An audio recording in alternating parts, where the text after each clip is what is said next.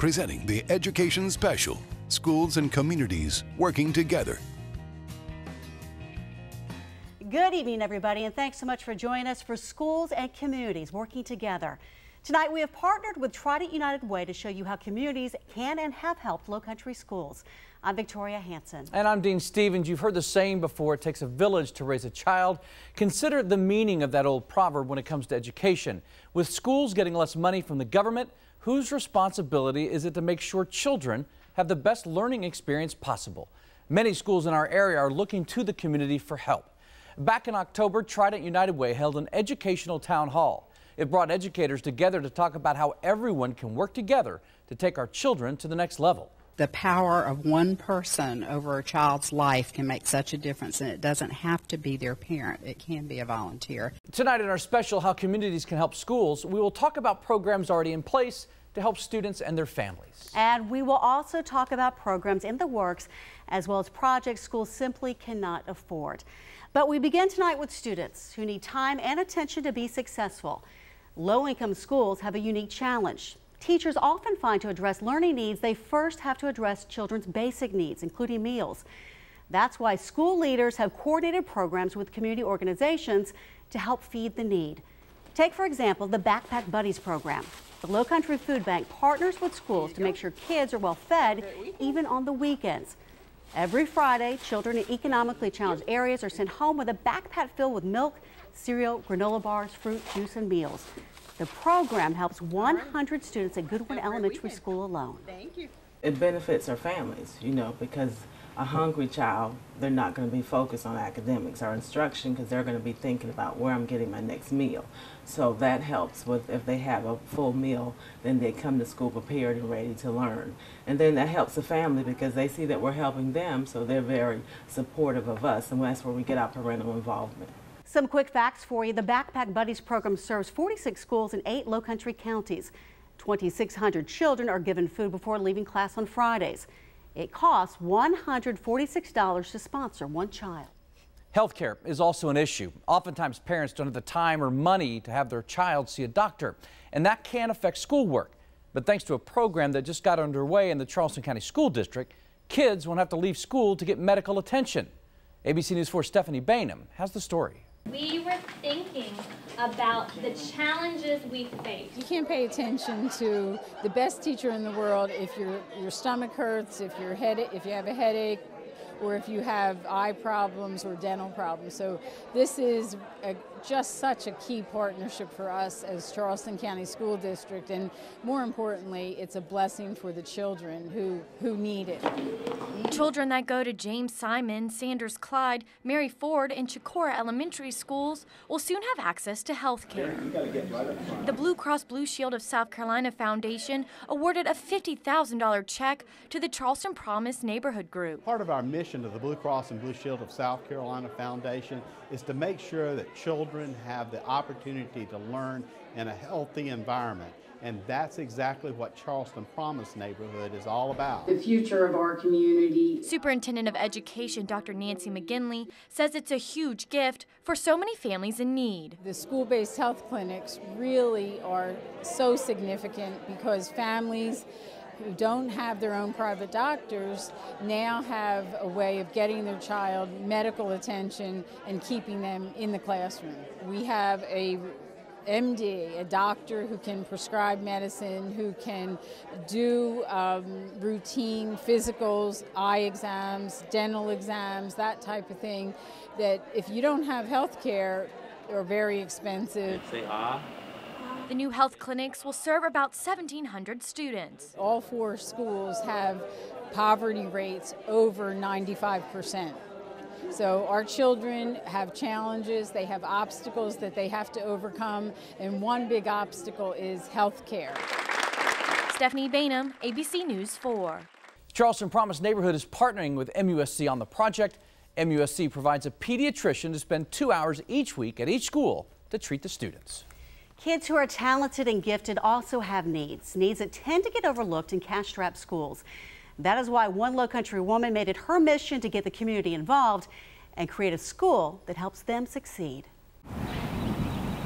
Tucked beneath the live oaks of the old Navy base, an ordinary school for extraordinary kids. -39. Kids like Chris Steinmiller, behind that inquisitive freckled face, a brain most will never get. -2 minus 7 minus 6. I go for the challenging stuff. Chris, like his classmates, is considered gifted. Look at what I have so far. This sixth grader is learning algebra, a subject often safe for high school. He's not holding back here, and he held back a lot in elementary school. Chris was not challenged academically, but he was emotionally. It's a lot easier to make friends here because they can relate to what I've been through. In elementary school, Chris was bullied. It was so bad he began to lose his love for learning. 6, 7, 8, His mother heard about Palmetto Scholars Academy, a public charter school for talented and gifted kids.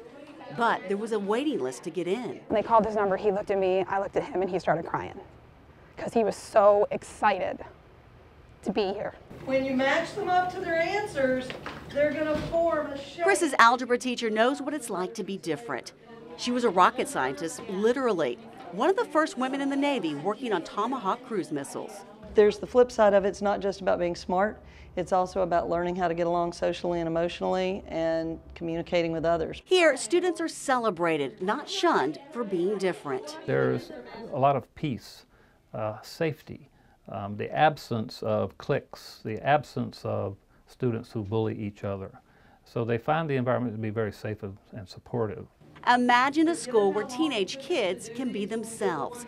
Stacy Lindbergh didn't just imagine, she helped create it. And I told her if I could be queen for a day, I would start a school for gifted kids that any kid could come to from, didn't matter where they lived, but it'd be completely designed for the academic, social, and emotional needs of gifted kids. Stacy's daughter is gifted. She knows plenty about what gifted students need. The school she helped start is now in its second year, but it hasn't been without a struggle. My mother, who's in her 70s, is going to kill me for divulging this, but she hawked her house so we can make payroll. And there were days where we just barely got the check in the bank before our teachers cashed their paychecks. So it was extremely scary last year. Students and staff still have their work cut out for them, but this year they found more funding and can boast state exam scores that prove unconventional teaching does work for unconventional kids. If you learn the material, you can learn to take a test. But if you learn to take a test, you don't necessarily understand the material. And they're having a lot of fun along the way. Miss Walden, earlier in the year, did a handstand in the middle of class. Actually, it was a headstand. So that was pretty fun. And they've never forgotten what inverted means, because now they know it means you flip it upside down. A new school challenging the way we look at education. If you would like to learn more about Palmetto Scholars Academy, just go to our website, abcnews4.com, and look for the education link. All right, still much more ahead on this education special. As we head to break, a look at how South Carolina teachers' salaries rank nationwide.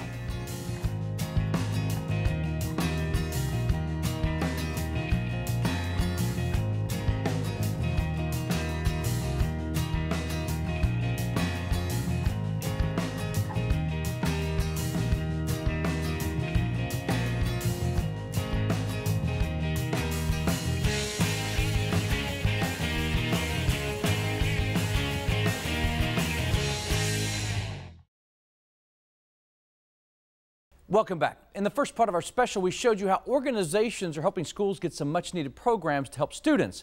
But volunteers are also just as important. A very special program the United Way has set up has the ability to touch not only the student's life, but yours as well. We're talking about the mentorship program, which teams an adult volunteer with a young person who's looking not only to do better, but maybe have some fun along the way. There was an air show and they were having air races. It is a unique relationship, one defined by the small print. I wasn't always sure that it was going to necessarily work, because you don't know what's in your mentoree's mind in terms of whether he thinks this is helpful or useful, or whether he's just doing it because the counselor had asked him, or mom is pushing him, or whatever the case may be. I was walking to class and the guidance counselor, she came up to me and she just asked if I wanted to work with somebody, and I just said yes. He was very quiet, And we would have sometimes conversations where I spoke probably 95% of the time. So it was a challenge to try to draw him out, to see what's kind of was his mind. That was 3 years ago. Times have changed for Alan Armstrong and Taiwan Green. 1862, President Abraham Lincoln issued the preliminary. And then we just started doing my homework, and he was helping me on it. And after that, we just started bonding with each other. We started when he was in the 6th grade, and I stayed with him in the 6th, 7th, and 8th grade. It was pretty clear he got better in the 7th and 8th grade. You know, we'll hold our judgment here until we see how his grades and how he performs here in the coming weeks. But I have no reason to believe that he won't do well. Academically, Taiwan has turned the page. Before I had a mentor, I was doing okay. But ever since he came, I started getting my grades going higher and stuff, and started changing my life. The relationship is not just inside of the classroom or the library. There are life lessons that are being taught here as well. Life lessons that Taiwan may not have had without a mentor. He comes and picks me up on Sundays at 1 o'clock, and we just go play basketball for a quick second. Then we'll just go in the pool. He just teach me how to swim. I tried to do things outside of school with Taiwan, and we would initially we would go do it. We'd go in and see historical sites around town.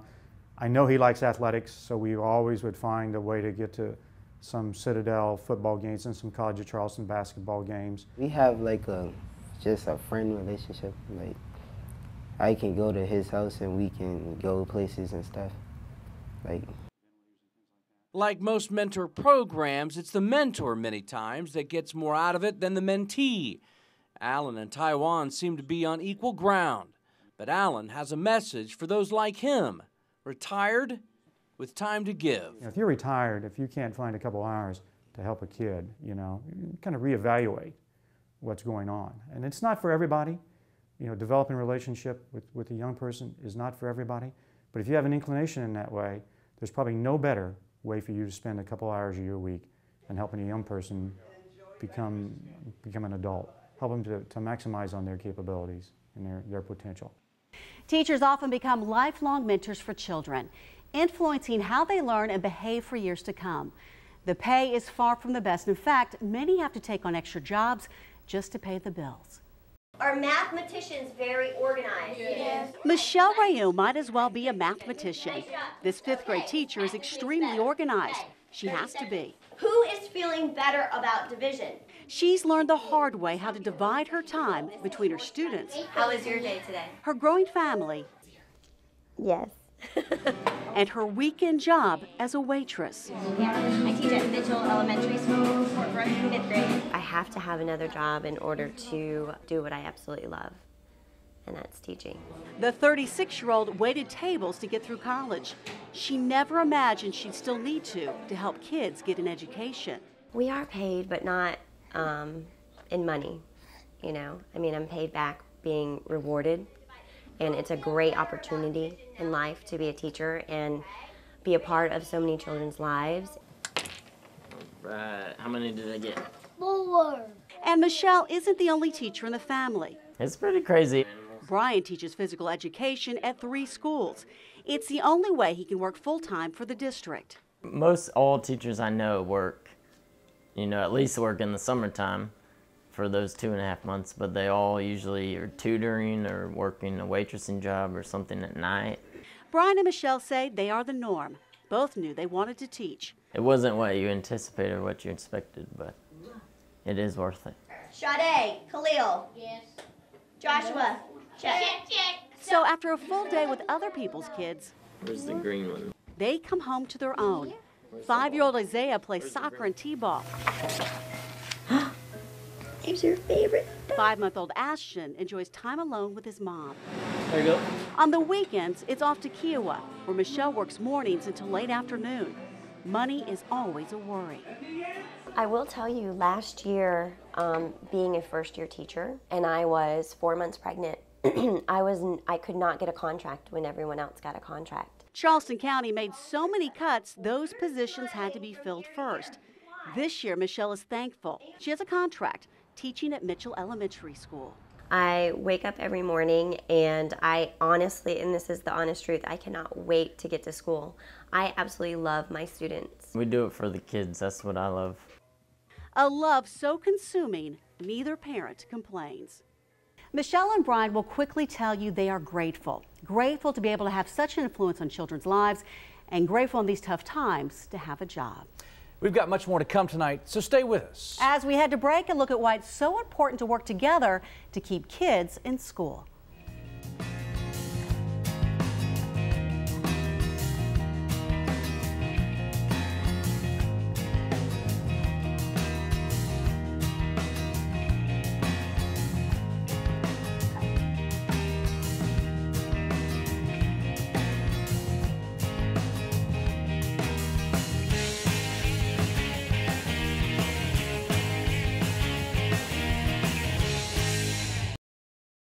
Trident United Way has a unique integrated community services initiative in 11 of our area's highest risk schools.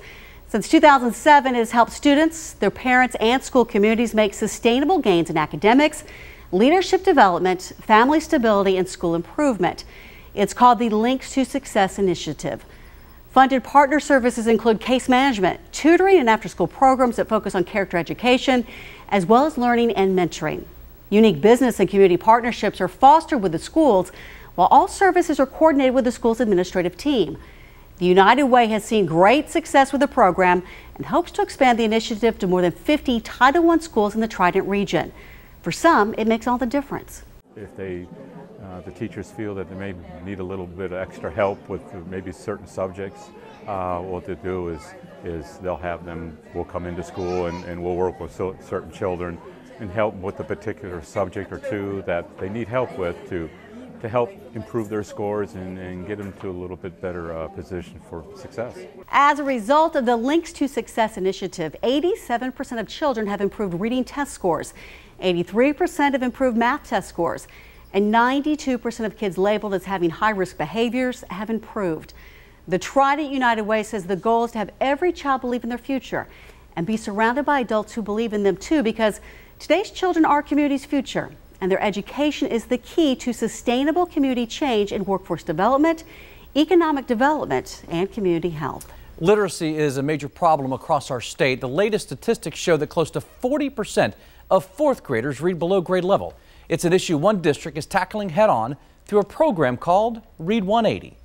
These are your transitional words. That's how you would begin your paragraph. Nancy Porter is providing more than just lip service to her kids at Eagle Nest Elementary. Said okay, and we got started. Very good. That was a really good start for her second detail. Porter teaches Read 180 classes to 35th graders, students who struggle reading at grade level. And in third grade, we had to stand up and read like our reports and stuff in front of the class. I struggled and everybody started laughing at me. Dorchester District 2 Superintendent Joe Pye implemented the program nearly 10 years ago. I knew that if they didn't learn in first and second grade, they were hampered the rest of their lives. He used a metaphor and he used the idiom right there back to back. That was awesome. And it's changed Jania's life. She's gone from a second grade reading level at the start of the year to being on point. I can go up there with not feeling that I'm going to be embarrassed, and I have more pride in myself than I did before. Part of Pye's plan was to put the very best teachers in charge of Read 180. Porter went from teaching gifted and talented kids to teaching at-risk readers. They want to be in this room. They like it, they feel safe, and they can express themselves. They raise their hand, they participate, they want to read what they've written. And we just celebrate a lot of successes in here. They see growth.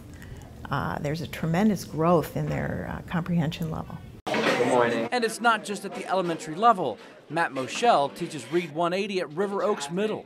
If we don't fill the gap, the reading materials in social studies, science, even math, it's just going to keep getting harder and harder, and they're going to drown, and they're not going to be successful in their other classes. 6 of Sherry's ships sank in the sea. Pye has spent nearly $1 million to put the program in every school in the district, from elementary to high school. Very aware of what this means to them. And it's going to open doors for these children that otherwise would have been closed.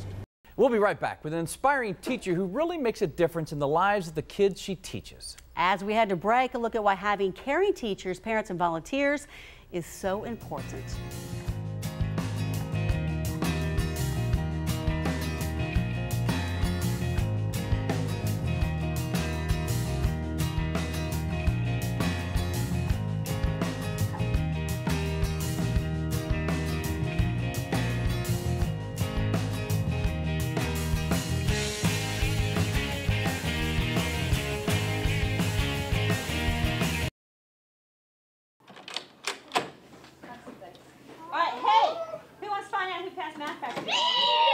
She walked through the doors of education 32 years ago with one simple mission. I don't care what it takes, I don't care what I have to do. I'm going to make a connection with you, and I want you to understand that you're important to me. And then maybe if you see that, maybe if we make that connection, then you're going to start being important to yourself. Interrogative, interrogative, ooh, ooh, ooh. There you go. Good job. Sue Hopkins makes that connection with her second graders through song, Without it, we'd be dead. through praise, High five on the 9 times in a row. Way to go. and through good old-fashioned work. A fraction of a whole thing, I'm doing a fraction of a number. We're going to push, and we're going to make it interesting to you, and we're going to make you challenge yourself. A bunch of teachers follow the same philosophy. So you're going to go 1, 2, 3, But 4. Sue Hopkins' key to success is built around one word: Invest. To give or spend time or effort. I expect for them to invest in their education. So invest to me means doing the same with them. They get my time. They get my attention.